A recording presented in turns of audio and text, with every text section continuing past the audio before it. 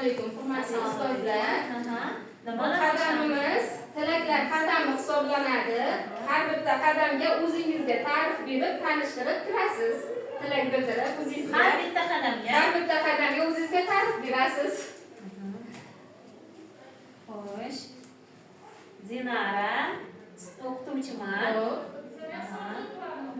Tartibni juda ham yaxshi ko'raman. Bilimli o'quvchilarni juda ham yaxshi ko'raman va sevaman. Bunisiga nima? Bugungi mashg'ulot o'tadigan ustozga va o'quvchilarga omad tilayman. Rahmat. Oxirgisi hammalaringiz a'loboqda o'qishlaringizni xohlayman. Endi tilak bor. Quvnoq qahva tilagingizni tanlaysiz. Xo'p.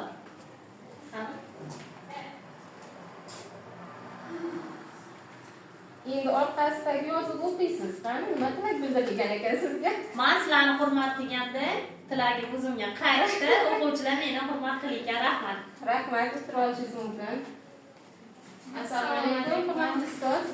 Bunda siz tilaklar qadami, bunda o'zingizga ta'rif berib kirasiz.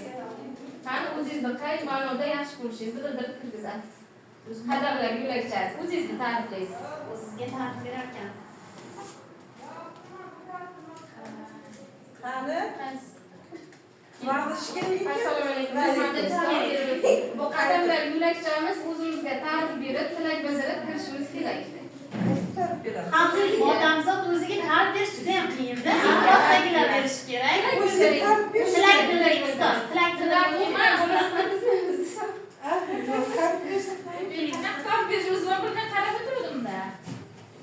Yo'q, ta'rif berishga